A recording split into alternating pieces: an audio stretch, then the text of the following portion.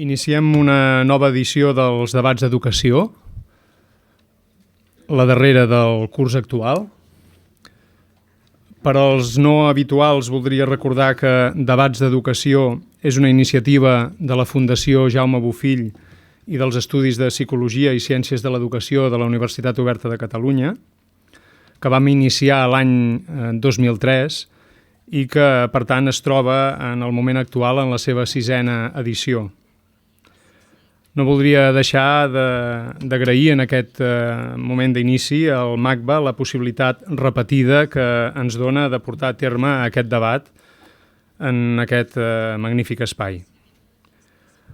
L'objectiu de Debats d'Educació és promoure un fòrum de discussió i de sensibilització entorn dels temes d'actualitat i de fons que considerem clau en relació a les qüestions a què ha de donar resposta al sistema educatiu davant els reptes que li planteja el nostre complex context social, polític i econòmic.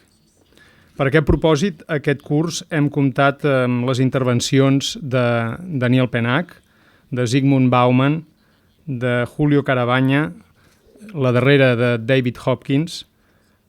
Totes les seves ponències, com sempre, les podreu trobar recollides en la web dels debats d'educació, a què també, si voleu, us podreu subscriure per rebre puntualment tota la informació de les properes edicions. Avui, amb el mateix objectiu, mantenint la mateixa proposta dels debats, tenim el privilegi de poder comptar amb la presència destacada del professor Robert Castel, director de l'Escola d'Alts Estudis de Ciències Socials de París, que ens ajudarà a interpretar la relació entre escola i treball en temps d'incerteses com els que estem vivint. Però serà l'Anna Jolong, la responsable de l'àrea d'educació de la Fundació Jaume Bofill, qui us presentarà amb més deteniment el nostre ponent d'avui. Bé, com ens deia en Josep Maria Mominó, el Robert Castel és director de l'École des Études, és director d'estudis. Jo crec que és un dels sociòlegs francesos probablement més citat i que ens és referent per a molts en l'àmbit de les transformacions del món del treball i en l'àmbit també de les transformacions de tot el que es refereix a la protecció social i els drets socials de l'individu. Les seves anàlisis sobre la qüestió social tenen com a referent potser més significatiu la publicació l'any 1995 de La métamorphose de la question sociale, une chronique du salariat, i després en Robert Castel ha fet altres publicacions que ens ajuden a comprendre en les seves anàlisis de la qüestió social quines són les transformacions que estem vivint en el món d'ara i aquesta fragilització de la cohesió social. Tenim un llenguatge que integra moltes vegades terminologia que és terminologia Castel, en certa manera, quan parlem de la desafiliació, quan parlem de dinàmiques de vulnerabilitat social. De fet, és ell qui ha introduït tot aquest llenguatge per ajudar a comprendre la realitat i el que està passant ara. Si hagués de dir coses per destacar de la figura i del treball del professor Robert Castel, jo diria que una de les coses més interessants és en la seva aproximació sempre a la voluntat de fer referència a la història i els coneixements que ell té i el que ha arribat a estudiar del que és el passat i la història per poder comprendre el present. Ell afirma i creu que no podem comprendre les transformacions actuals i els moments i els temps que vivim sense una perspectiva històrica i per tant de dinàmica i de transformació al llarg del temps. I un altre tret destacable que té relació amb la conferència d'avui i en el moment de demanar-li que ens vingués a un debat d'educació, jo crec que és el seu rigor acadèmic, que fa que en Robert Castel sovint digui jo no sóc especialista d'això, no em preguntis sobre això, no és el meu tema. Li hem demanat si, des de la seva perspectiva de sociòleg del treball i de la protecció social ens podia il·luminar o ens podia donar o aportar llums al que està passant en el món de l'educació. I ell ha insistit que no era especialista en el món de l'educació, però tot i així estem convençuts que la seva aportació ens pot ser interessant per entendre també quines transformacions s'estan donant en el món de l'escola i en el món de l'educació que estan clarament vinculades amb les transformacions que està vivint la nostra societat en d'altres àmbits.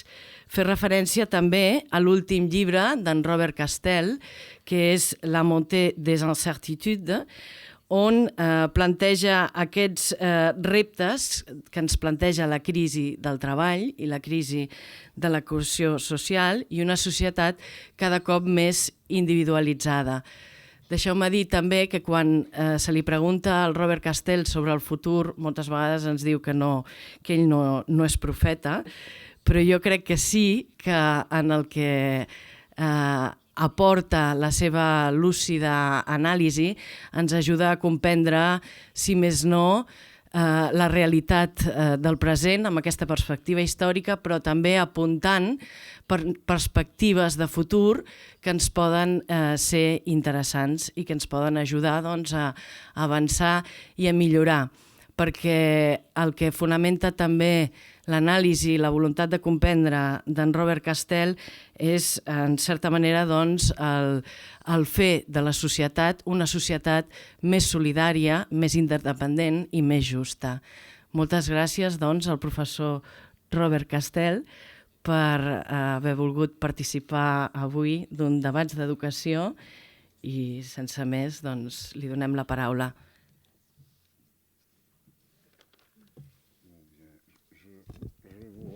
Également pour votre invitation qui m'honore beaucoup et c'est un plaisir pour moi d'avoir l'occasion de discuter avec vous puisque j'étais à Barcelone, mais cependant en même temps cette invitation m'embarrasse un peu.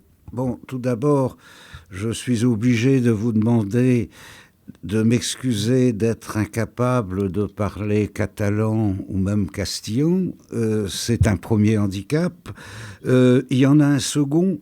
Je ne connais pas la situation espagnole d'assez près pour avoir la possibilité d'argumenter ce que je vais dire à partir de ce qui se passe ici. Donc, je serai obligé de m'appuyer surtout sur des données françaises. Il me semble que les situations sont assez voisines entre nos deux pays pour que l'interprétation que je propose puisse faire sens ici, mais il faudra en discuter.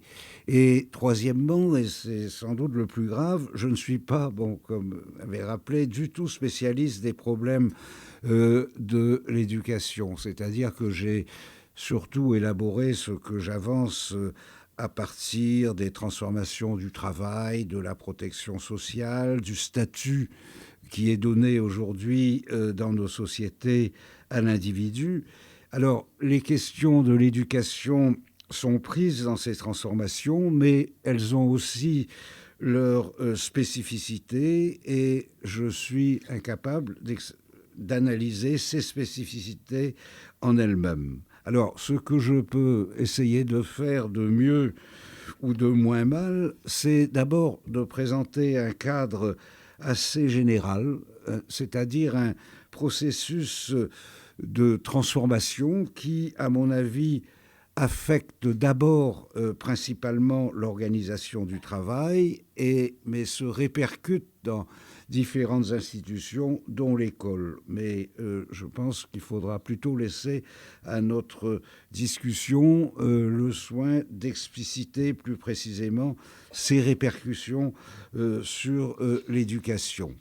Alors, d'ailleurs, en discutant un petit peu avec Anna Jolon, là, nous avons pensé intituler ce que je vais vous dire « La crise de la cohésion sociale, travail et école, ou école et travail dans un temps d'incertitude », avec les réserves que je viens de dire sur l'école. Je voudrais donc proposer une interprétation de la crise que nous traversons en tant qu'elle défait, je pense, nos certitudes, qu'elle dérégule les structures d'organisation et de transmission auxquelles nous nous étions habitués. Car en parlant de crise, je ne cours pas après l'actualité, car il ne s'agit pas seulement du cataclysme financier qui a éclaté l'année dernière et dont tout le monde parle aujourd'hui. Il me semble que ce qui est arrivé il y a à peu près un an, c'est un épisode particulièrement spectaculaire et particulièrement dramatique d'un processus qui a commencé en amont. Et il y a une trentaine d'années, effectivement, on a commencé à parler de crise en Europe occidentale vers le milieu des années 70, peut-être d'ailleurs un petit peu plus tard en Espagne, compte tenu du retard dû à l'héritage du franquisme. Mais on a effectivement commencé à parler de crise vers donc, les années 70-80, mais on n'en a pas compris tout de suite l'importance, et j'y reviendrai tout à l'heure. Mais alors, crise donc, mais qu'est-ce qui est en crise? Enfin, crise de quoi?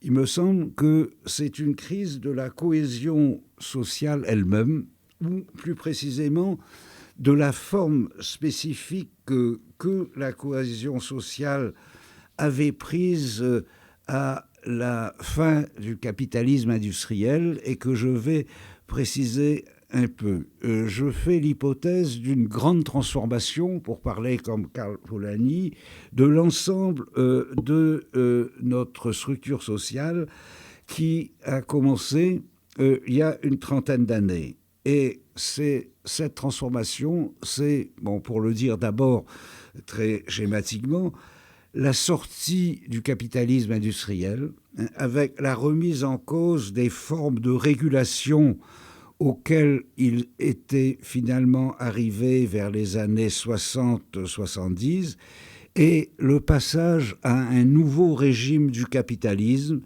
plus sauvage, qui impose de plus en plus une concurrence exacerbée au niveau international, avec la mondialisation et en particulier l'emprise de plus en plus grande du capital financier international. Alors, cette crise ou cette transformation affecte à peu près tous les secteurs de l'existence sociale, et les principales institutions dont l'école, mais je disais que je ne peux pas avoir la prétention de couvrir tous ces secteurs, et je suis donc obligé de faire un choix, et j'insisterai beaucoup sur les transformations intervenues d'abord dans l'ordre du travail, parce qu'il me semble, j'essaierai de le justifier, que ces transformations de l'ordre du travail sont un peu comme l'épicentre de cette crise, qui ensuite se répercute bien au-delà, et d'abord, je crois, dans le secteur des protections, de la protection sociale. Et je pense qu'il y a une relation profonde entre crise du travail et crise de la protection sociale, que j'essayerai d'expliciter un peu. Mais il faudrait aussi peut-être aller un peu plus avant, parce que je crois que la crise du travail, la crise des protections déstabilise un nombre croissant d'individus qui n'ont plus les conditions de base de leur indépendance économique et sociale. Et c'est vrai, je crois, que à travers la crise du travail, la crise des protections, nous devenons de plus en plus, comme on dit, une société des individus, comme Norbert Elias avait commencé à le dire. Mais je pense qu'il faut être conscient que cette promotion de l'individu se paye aussi de l'invalidation de certaines catégories d'individus qui n'ont pas les moyens d'obéir à cette injonction qui est faite aujourd'hui partout et à tout le monde de se conduire comme des individus responsables. Et j'essayerai aussi de tirer cette implication dans la construction d'une catégorie d'individus que j'appelle des individus par défaut. Mais en disant cela, bon, nous ne serons pas encore arrivés à l'éducation proprement dite, et je l'aborderai simplement sous forme de quelques questions, c'est-à-dire dans quelle mesure cette dynamique de la crise que j'essaye de dégager peut aussi rendre compte de cette crise de l'école en affectant ses publics et ses modes de fonctionnement. Mais je souhaiterais plutôt qu'on essaye d'y réfléchir ensemble, parce que vous avez, beaucoup d'entre vous, des choses plus précises que moi à dire là-dessus. Alors, donc, pour commencer, il me semble que pour apprécier la nature et l'ampleur d'une transformation, il faut rappeler rapidement la situation antérieure dont la crise bouleverse la configuration. Quelle était donc la forme de cohésion sociale qui prévalait avant que cette crise, entre guillemets, ne se déclenche vers le début des années 60?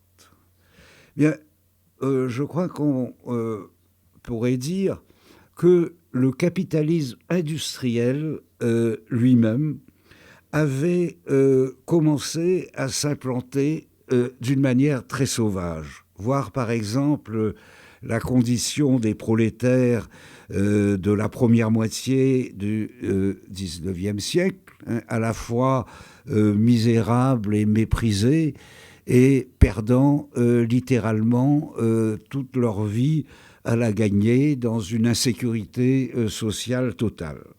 Cependant, à la suite d'une longue histoire de plus d'un siècle, une certaine forme d'équilibre avait été trouvée. C'est ce que l'on a appelé le compromis social du capitalisme industriel qui s'est affirmé dans ces années 60, début des années 70, et avec c'est-à-dire un compromis, une certaine forme d'équilibre entre les intérêts du marché, du capital d'une part, qui permet la rentabilité et la compétitivité des entreprises, et d'autre part les intérêts du monde du travail qui accepte ou qui se résigne à la subordination salariale et donc au régime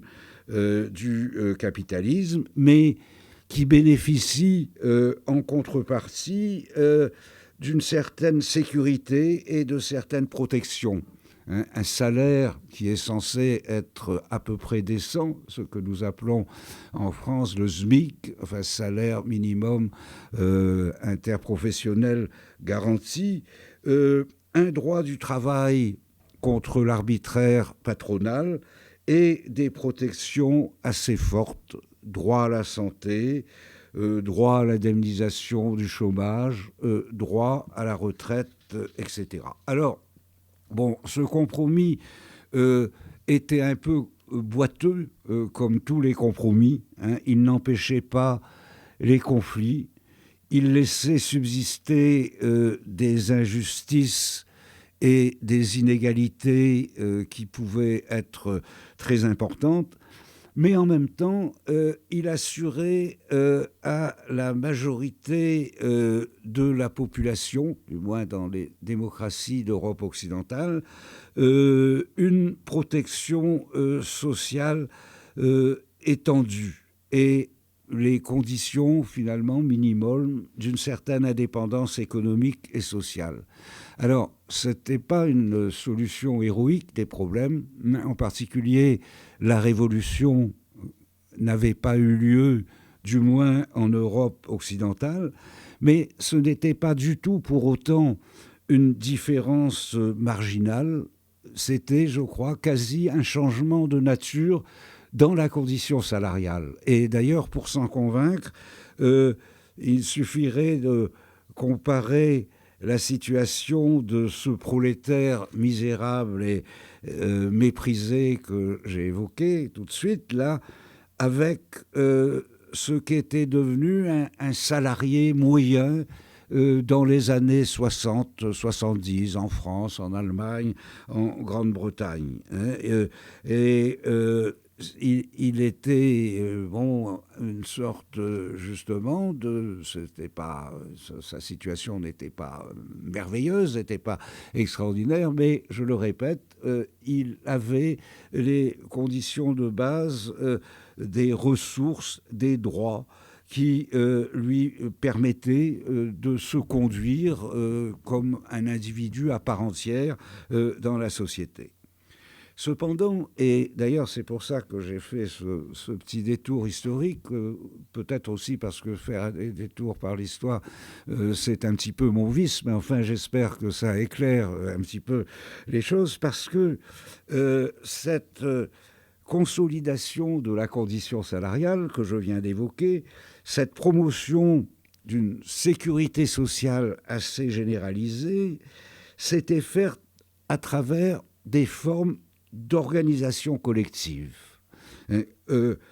Collectif de travail associé au développement de la grande industrie, syndicats puissants qui représentaient les intérêts collectifs de grandes catégories homogènes de travailleurs, conventions collectives à partir desquelles ça n'est plus un salarié isolé qui contracte avec son patron, et dans ce cas, il se fait toujours flouer, mais désormais, il peut s'appuyer sur des conventions qui ont été collectivement négociées ou imposées. Régulation du droit du travail et de la protection sociale qui représentent des droits collectif, développement d'un système de services publics efficace, qui est aussi la marque de la prépondérance de l'intérêt collectif sur les intérêts privés, la reconnaissance du fait que certains services sont trop importants pour la collectivité pour être laissés à la loi du marché. Et on peut souligner que dans ces services publics, l'éducation nationale occupe une place de choix. Et dans les pays industrialisés d'Europe occidentale, les systèmes scolaires sont parvenus à donner une éducation solide, du moins au niveau primaire, à l'ensemble des enfants de la nation. Donc je crois qu'aussi le système public dont l'éducation nationale est un des exemples les plus importants, des illustrations les plus importantes, et s'inscrit ça dans cet ensemble de collectifs.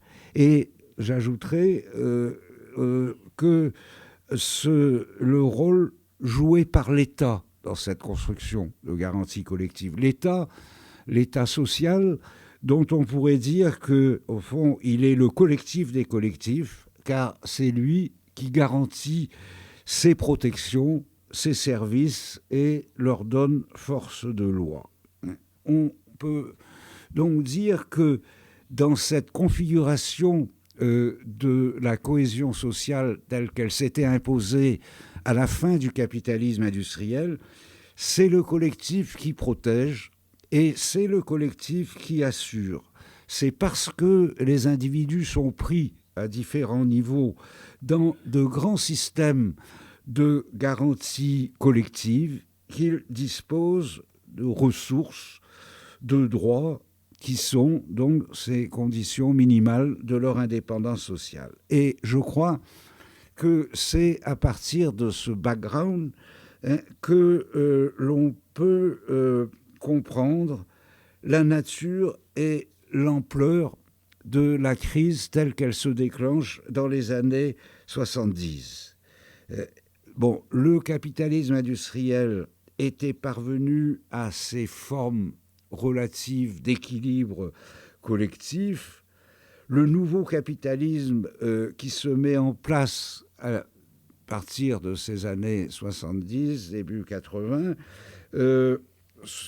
va ébranler et à la limite dissoudre ces formes de régulation collective. Parce que, et je crois que c'est le point sur lequel il faut insister, il impose une dynamique de décollectivisation ou de réindividualisation. Et c'est vrai d'abord au niveau de l'organisation du travail, où on assiste, et ça continue de nos jours, à une individualisation croissante des tâches de travail qui exige, dit-on, la mobilité, l'adaptabilité, l'aptitude à faire face au changement. Et c'est en même temps l'éclatement de la plupart des collectifs de travail. Et même, par exemple, dans ces grands bastions du capitalisme industriel, comme les usines de construction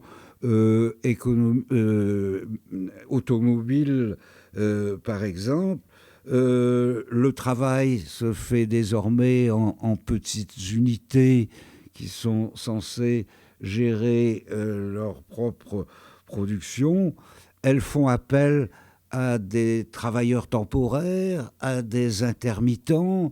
Elles pratiquent largement la sous-traitance. Et donc, les anciens collectifs de travail, dont le taylorisme était le paradigme, sont cassés.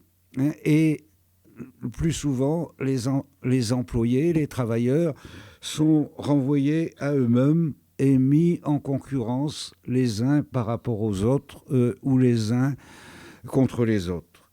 Mais je crois que la même mise en mobilité s'observe sur le plan des carrières professionnelles qui également sont de moins en moins inscrites dans les régulations collectives de l'emploi stable. Il faut souvent changer d'emploi, passer par des alternances d'emploi et de non-emploi, se retrouver parfois au chômage. Et je crois qu'on pourrait dire d'ailleurs que le chômage de masse et la précarisation des relations de travail sont sans doute les deux grandes caractéristiques nouvelles qui surplombent désormais aujourd'hui le monde du travail et qui sont tout à fait différente de la situation qui prévalait il y a 30 ans, caractérisée par le quasi-plein emploi et par l'hégémonie d'un statut de l'emploi à temps complet et fermement encadré par le droit du travail et la protection sociale. Et c'est évidemment un changement fondamental parce qu'il tend, au fond, à fragiliser, si ce n'est à dissoudre, le socle, au fond, sur lequel s'était construite la société salariale. Alors, on pourrait d'ailleurs en parler pendant très longtemps, et je n'ai évidemment pas ce temps, mais je voudrais particulièrement souligner que non seulement il y a du chômage de masse, c'est-à-dire d'ailleurs, entre parenthèses, que ce nouveau capitalisme qui s'est mis en place, qui se met en place, ne paraît pas incapable d'assurer un véritable plein emploi. La preuve, c'est que ce chômage de masse, mais donc c'est très important, mais au moins aussi important, il y a aujourd'hui la multiplication d'activités qui se développent en deçà de l'emploi. qui sont mal rémunérés, mal protégés, comme si ce nouveau capitalisme n'était pas tellement intéressé par un vrai plein emploi, parce que l'emploi, c'est coûteux, ça donne des garanties aux travailleurs qui peuvent être conçus comme des obstacles au libre déploiement des entreprises. Mais en tout cas, même s'il n'a pas besoin de plein emploi, il a besoin de la pleine activité, parce qu'on n'a pas inventé beaucoup autre chose que le travail pour produire les richesses. Alors, il faut travailler. Il faut que tout le monde travaille.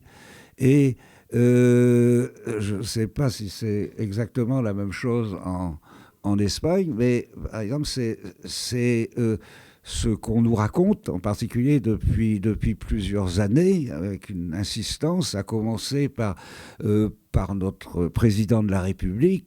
Il faut, à travers d'ailleurs en même temps une condamnation des gens qui ne travaillent pas, des assistés qui sont perçus comme des parasites, des chômeurs qu'on accuse souvent d'être des chômeurs volontaires, comme si c'était de leur faute. Mais bon, il y a une sorte de chantage qui s'exerce au fait que tout le monde doit travailler. Mais si tout le monde doit travailler, il ne faut pas être trop regardant.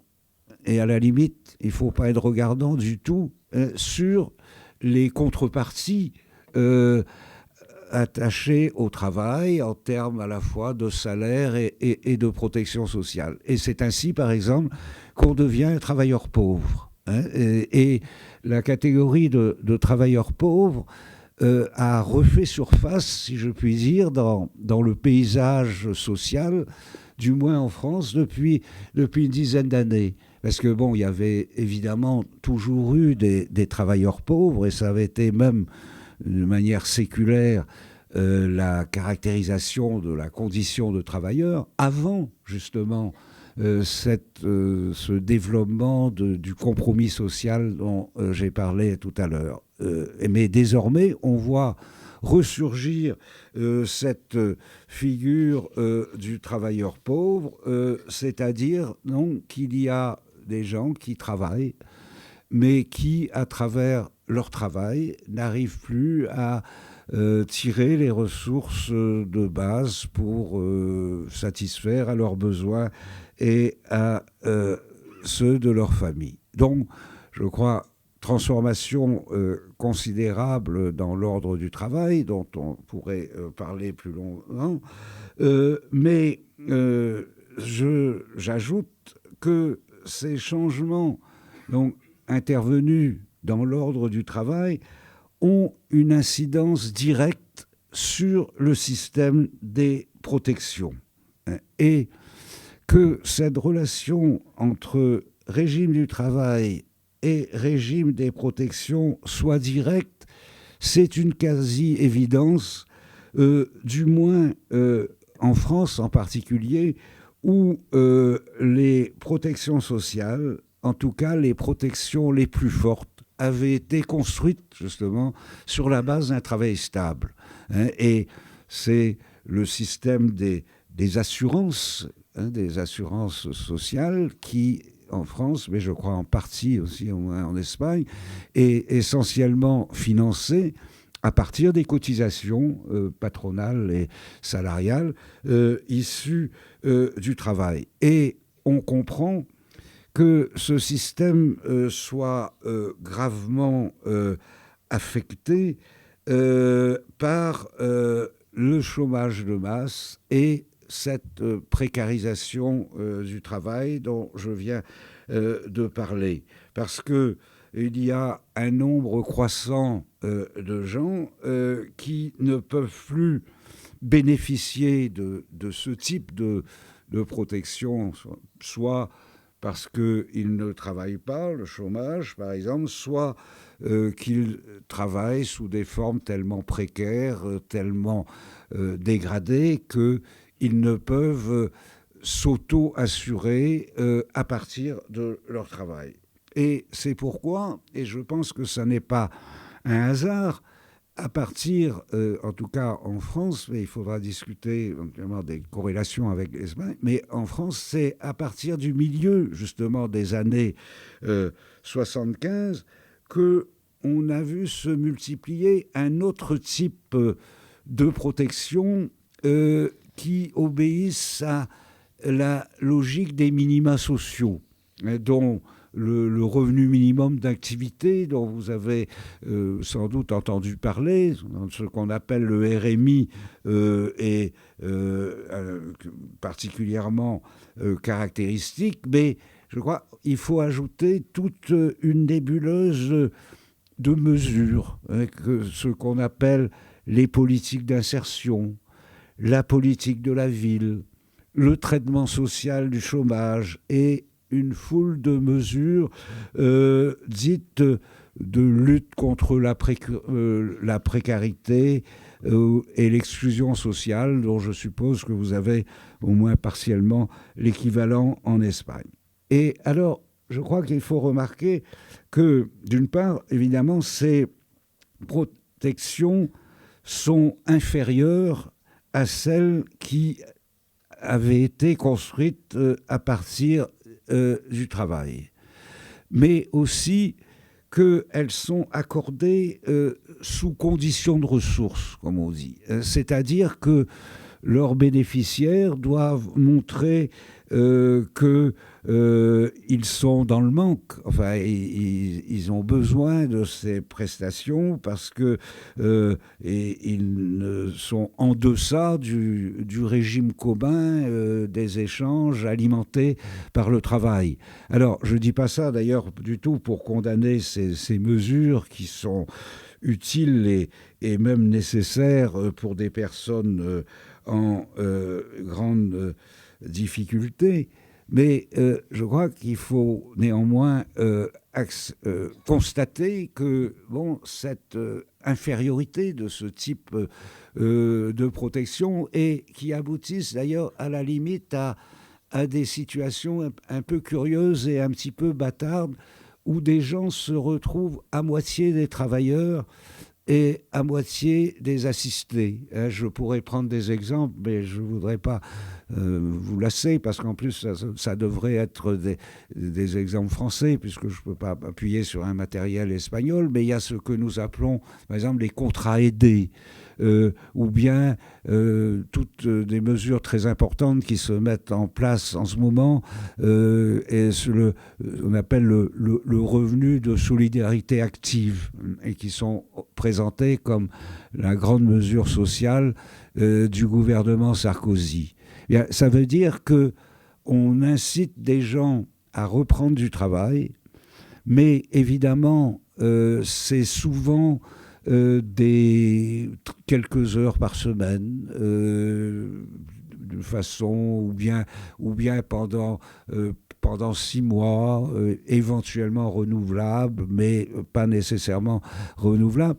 Et donc, des gens travaillent un petit peu, j'allais dire, sont des demi-travailleurs ou des quarts de travailleurs ou des salariés, et pour une part, relèvent pour l'autre moitié, par exemple, de leurs revenus des deniers publics, de la solidarité nationale. Alors là, encore une fois, je ne dis pas ça pour condamner ce type de mesures, ce serait un peu désinvolte, parce que ces gens, évidemment, ils en ont besoin et ça peut les aider, mais c'est quand même une dégradation tout à fait considérable, à la fois par rapport au statut de l'emploi, et vous voyez comment ça s'articule, et aussi par rapport à un système justement de protection construit à partir du travail. Et on pourrait peut-être traduire cela en disant qu'on assiste à une certaine remarchandisation du travail et une certaine remarchandisation de la protection sociale également. Hein. Bon, je crois qu'il faut ici, ne pas avoir des affirmations trop brutales. S'agissant de la protection sociale, c'est pas une marchandisation directe. Hein. On ne vend pas ces protections sur un marché comme un produit commercial. On ne peut pas vendre son droit à la retraite, par exemple, sur un marché. Mais je crois qu'on peut constater que ces protections inconditionnelles qui étaient tout à fait en dehors de la logique du marché, comme le droit à la retraite, sont de plus en plus concurrencées par cet autre type de protection qui relève de la logique des minima sociaux et qui sont de plus en plus livrés justement sous condition de contrepartie. Je suppose que vous devez connaître l'équivalent de ça, parce que c'est d'ailleurs des choses qui nous viennent d'Europe, hein, des trucs comme ça. Ce que l'on appelle l'activation des dépenses passives.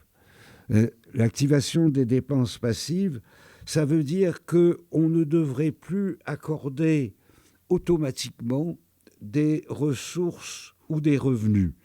Il devrait y avoir toujours une contrepartie de la part du bénéficiaire. Autrement dit, il faut que la personne que l'on aide donne quelque chose en retour, fasse un effort, ceci pour la faire s'activer, pour qu'elle ne soit pas un consommateur passif de prestations, un simple assisté.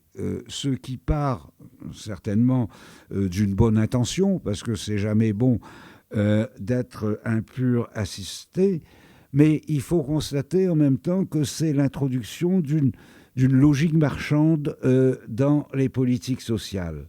Hein, c'est du donnant-donnant, hein, pas de prestations sans contrepartie.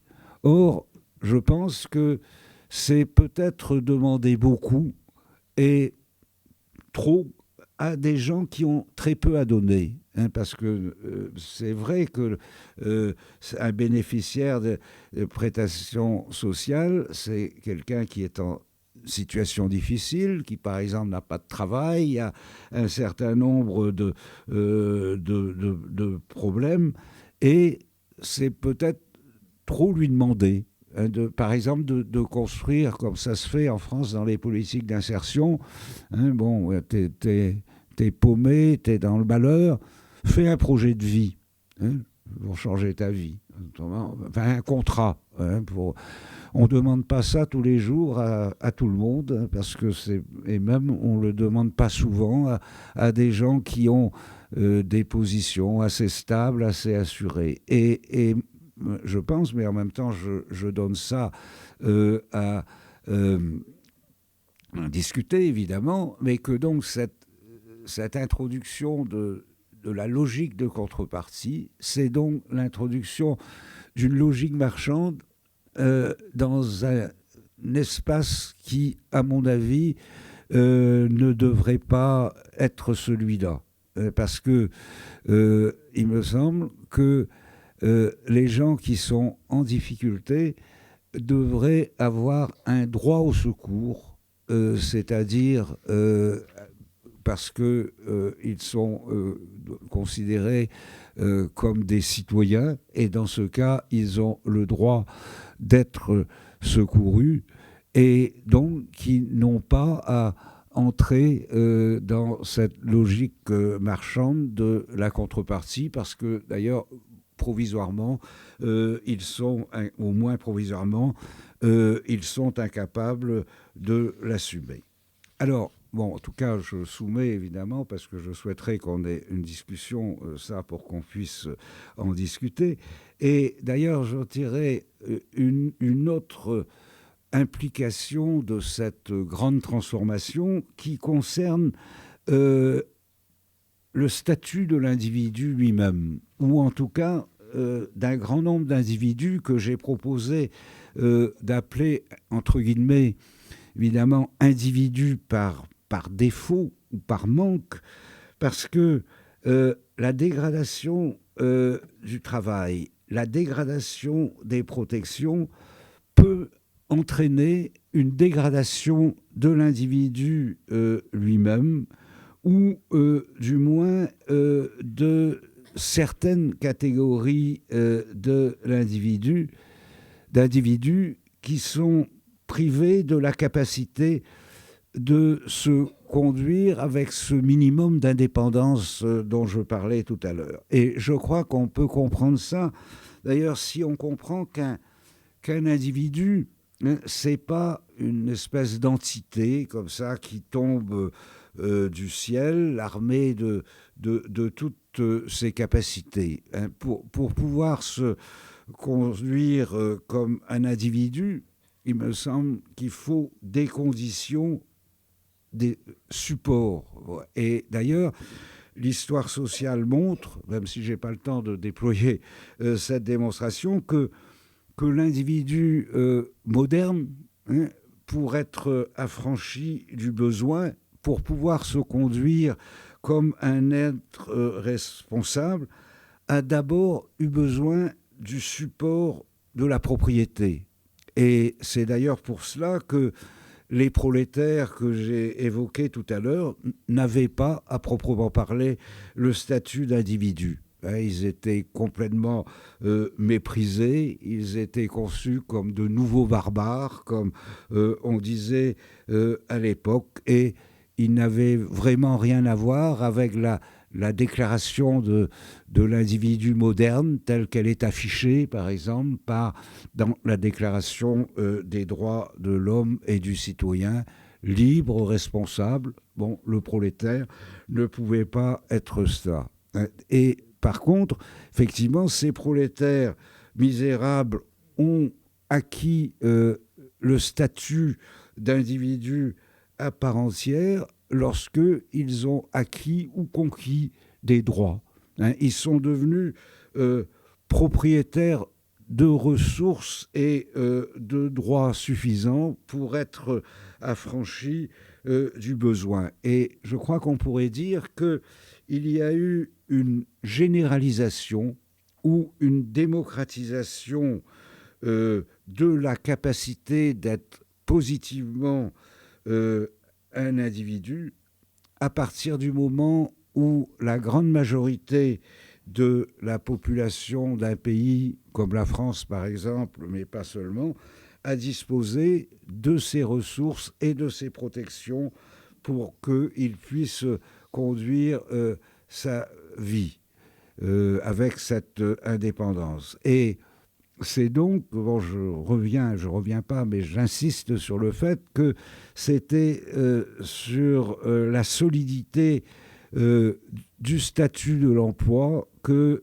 ce travailleur tirait l'essentiel de ses ressources et de ses protections. Et on conçoit donc que lorsque ce socle s'effrite, ou à plus forte raison lorsqu'il disparaît, l'individu lui-même se fragilise et à la limite se retrouve complètement invalidé. C'est le cas, par exemple, du chômeur de longue durée. Je crois que toutes les études sur le chômage montrent bien que ce que le chômeur perd, ce n'est pas seulement ses revenus. Ça peut aller jusqu'à fracturer son identité sociale. Bon, c'est aussi le cas des jeunes en quête d'emploi et qui galèrent, comme on dit. Alors, je ne sais pas comment on traduirait ça en espagnol, qui vivent un peu au jour le jour. Il y avait une expression au XIXe siècle qui s'appliquait à une grande partie du peuple, vivre au jour la journée. Et je crois qu'aujourd'hui, dans nos sociétés, il y a de plus en plus de gens qui vivent au jour la journée et donc qui sont dans l'incapacité d'être pleinement des individus. Non pas qu'ils n'aient pas envie de l'être, et simplement il ne leur est pas donné les moyens d'être ces individus qui voudraient être, parce qu'il manque de ressources, de support pour réaliser cette aspiration d'être les individus. Et donc, il me semble que, oui, à une époque où, en particulier, l'idéologie libérale est dominante, où on célèbre comme ça l'individu, le sens des responsabilités, le goût d'entreprendre, la nécessité de se libérer des contraintes étatiques et bureaucratiques. Bon, il faut interroger cette aussi idéologie dominante. Enfin, parce que moi, personnellement, je pense que l'individu est bien la valeur de référence de notre société, et que être un individu libre et responsable, dans la lignée d'ailleurs de la Déclaration des droits de l'homme et du citoyen, est un bel idéal, et peut-être même un idéal indépassable, mais seulement, sociologiquement parlant, ça reste souvent un idéal, parce qu'il y a des manières problématiques d'être un individu, et même des situations, et elles sont sans doute de plus en plus nombreuses, où justement les individus manquent de ces ressources de base. Autrement dit, et c'est un thème aussi que je propose pour que nous y réfléchissions, la dynamique de la modernité, qui a été la dynamique de la promotion, effectivement, de l'individu, peut aussi porter des tendances à invalider et déqualifier les individus. Et il me semble aussi que un peu le rôle de la sociologie, c'est de prêter attention à ces zones un petit peu grises, peut-être un petit peu honteuses de la vie sociale, alors qu'on exalte aujourd'hui le fait d'être sujet, d'être individu, mais c'est pas donné à tout le monde. Malheureusement, c'est pas pour tout le monde, et c'est, je crois, quelque chose qu'il faut sérieusement prendre en compte. Alors, voilà en tout cas quelques-unes des principales lignes comme ça qu'on pourrait suivre pour essayer de rendre compte de cette crise actuelle, donc comme affaiblissement des régulations donc construites à la fin du capitalisme industriel. Et d'ailleurs, peut-être qu'on pourrait prendre le cas de la crise que nous vivons actuellement, cette crise financière qui a éclaté l'année dernière, comme finalement un passage à la limite de cette dynamique de dérégulation que j'ai évoquée. Parce que, je sais bien que cette crise, c'est d'abord une crise financière, et qui a sa spécificité au niveau des dysfonctionnements de la finance internationale, la folie des banques, etc. Mais en même temps, je crois qu'on peut faire une analyse, on pourrait dire, systémique de cette crise. C'est-à-dire que c'est pas pour rien qu'elle a éclaté il y a à peu près un an, là, c'est-à-dire finalement dans le prolongement de ces dynamiques de déprotection qui affectaient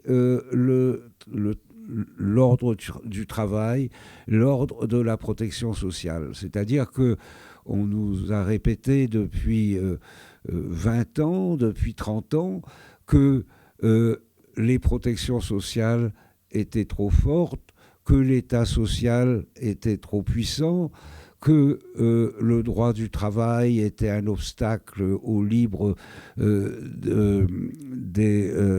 déploiement des entreprises. Et il y a eu un certain nombre de réformes d'inspiration libérale qui ont rogné sur ces protections. Et je crois on pourrait voir, bon, ça aussi c'est une interprétation que je vous propose et que je conçois qu'on puisse la discuter, bon, ben, que la financiarisation totale c'est au bout de ce processus. Il y a un vieux proverbe chinois qui dit le poisson pourrit par la tête.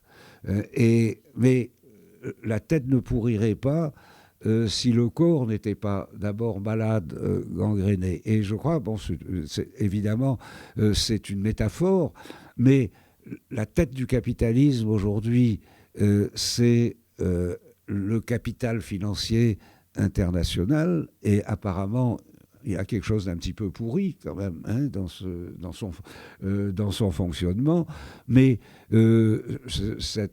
justement, ça me semble-t-il, ça ne serait pas arrivé si ça n'avait pas été préparé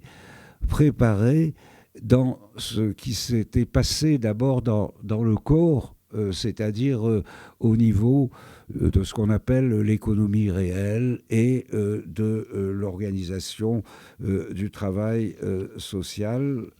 C'est en tout cas, disons, une hypothèse que je voudrais vous soumettre à la discussion et bien entendu aussi à vos critiques. Alors, bon, j'ajoute évidemment qu'en disant ce que j'ai dit, là, je n'ai pas du tout eu la prétention d'être exhaustif sur les différents registres de cette crise, et que donc j'ai centré mon propos sur la dégradation du travail, de la protection sociale et le statut de certains individus. Mais si cette crise a cette ampleur, elle affecte, je pense aussi, l'ensemble des institutions sociales, de la famille à l'école, en passant sans doute par les églises, les partis,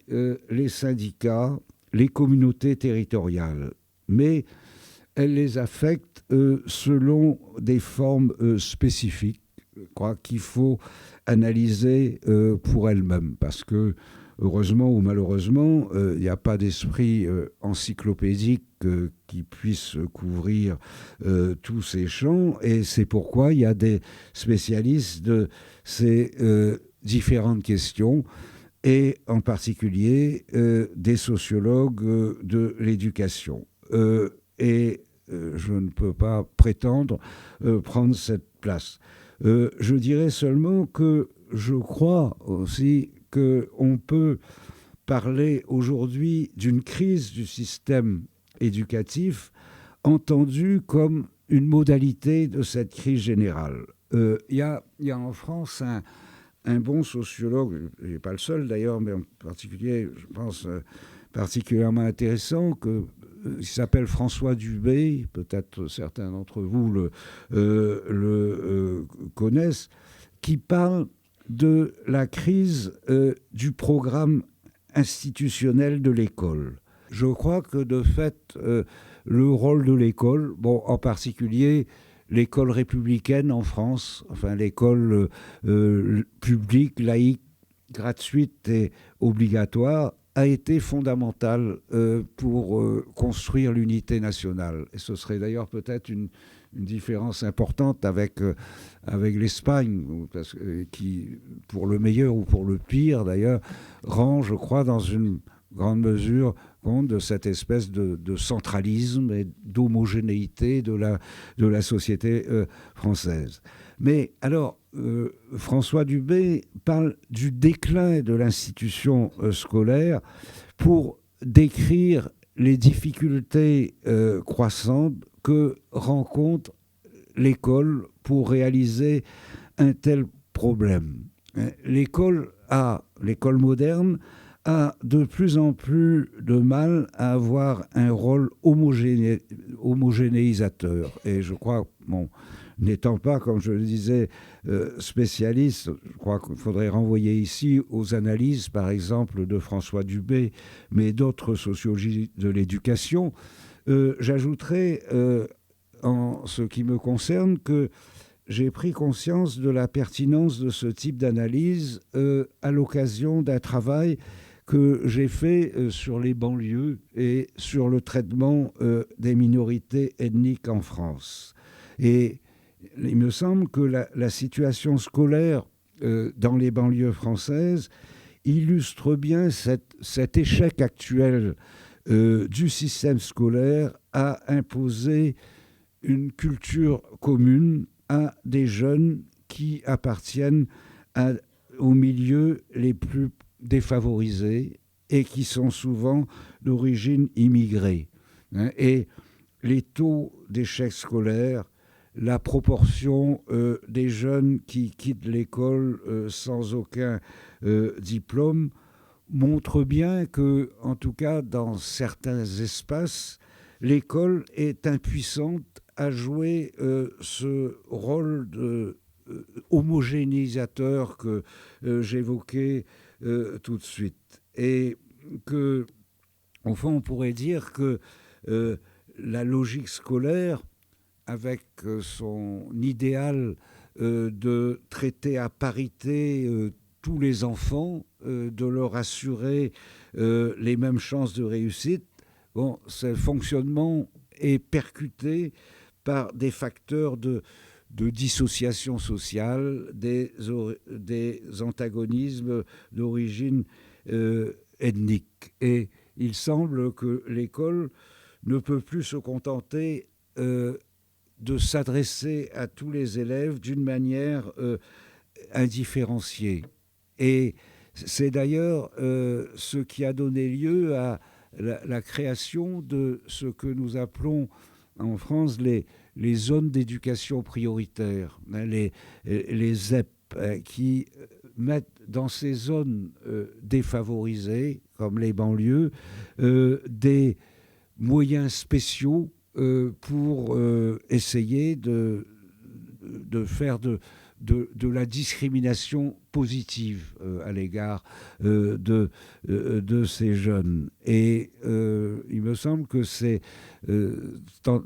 entreprises sont extrêmement intéressantes et il vaudrait la peine d'en discuter. Et en tout cas, elles donnent à voir, au fond, les relations qui existent entre les difficultés du système scolaire et la crise de l'école, si on veut, d'un côté, et ces facteurs de dissociation sociale que j'ai évoqués précédemment. La dégradation de l'emploi, la montée de la précarité, le creusement des inégalités sociales, la marginalisation de certaines catégories de population, etc. Et il y a actuellement en France une controverse extrêmement intéressante sur ces formes justement d'application de la discrimination positive dans le système scolaire. C'est-à-dire, au fond, faire plus pour ceux qui ont moins.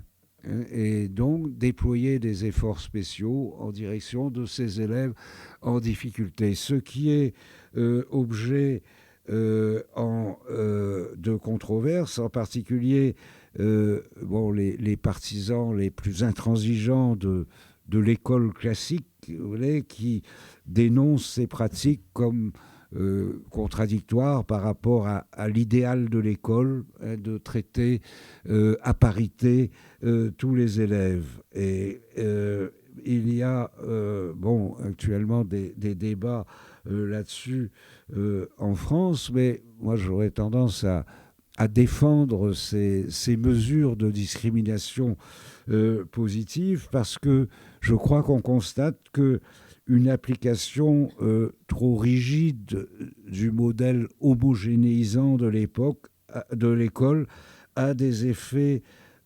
contradictoires et aboutit souvent à creuser les inégalités, parce qu'elle exclut un nombre, elle exclut certaines catégories d'élèves, parce qu'elle fonctionne souvent d'une manière très élitiste, et la compétitivité, la recherche de la performance bénéficie aux meilleurs et laisse de côté beaucoup d'autres. Et de surcroît, elle culpabilise ceux qui échouent, hein, parce que s'ils échouent, on dit c'est de leur faute, parce qu'ils ont été traités comme les autres, ils sont responsables de leur échec. Et c'est pourquoi il me semble qu'une attention spéciale, des efforts spéciaux en direction de catégories d'élèves défavorisés